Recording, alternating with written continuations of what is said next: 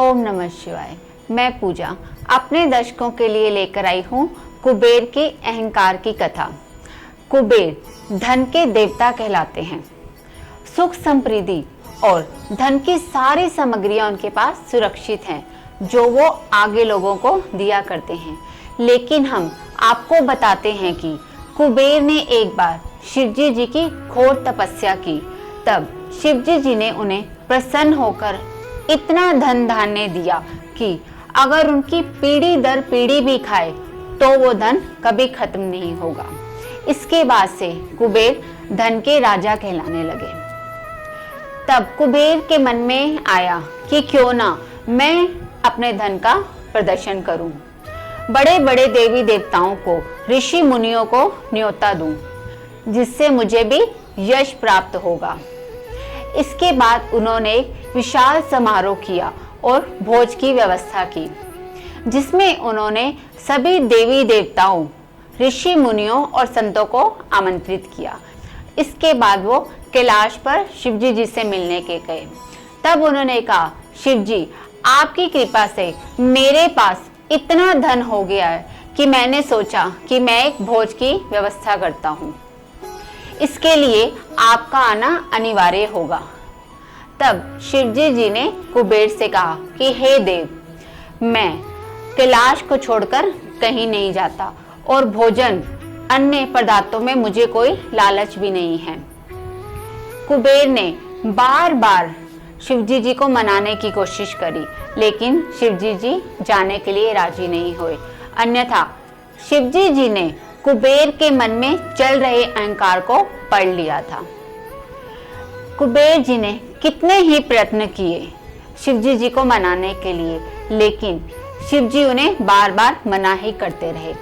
इसके बाद उन्होंने अपनी जगह गणेश जी को वहां पर भेजा।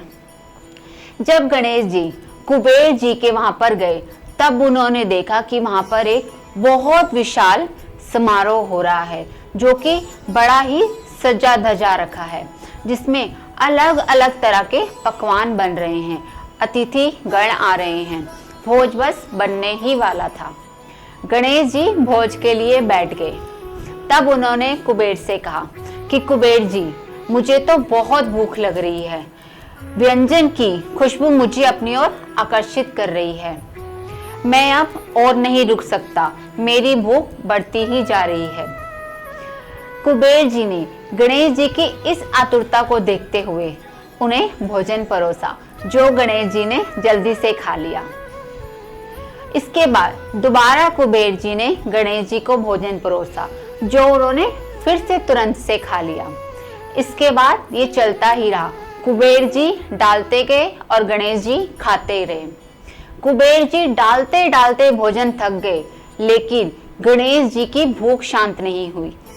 कुबेर जी को चिंता होने लगी कि गणेश जी की तो भूख शांत नहीं है, और जितना भी भोजन बना था वो सब गणेश जी खा चुके थे, लेकिन उनकी भूख शांत नहीं हो रही थी।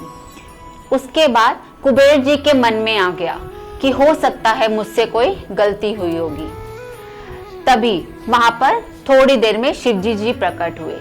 तब उन्होंने कुबेर को समझाया कि तुम्हारे इस भोज में अहंकार की गंध आ रही है, जिससे गणेश जी की भूख शांत नहीं हो रही।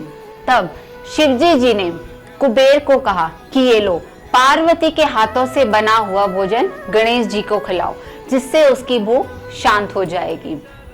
तब कुबेर जी ने पार्वती जी के हाथों से बना हुआ गणेश जी को भोजन दिया, जिससे उनकी भूख शांत हुई।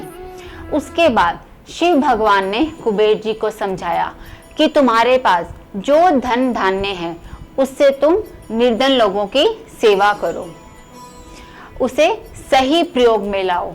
इस तरह का समारोह करके, भोज की व्यवस्था करके तुम क्या दिखाना चाहते हो, जो मानवता के लिए सब व्यर्थ ही है। कुबेर जी शिवजी जी के इन वचनों को सुनकर उनके पैरों पर गिर गए और उनसे क्षमा याचना करने लगे।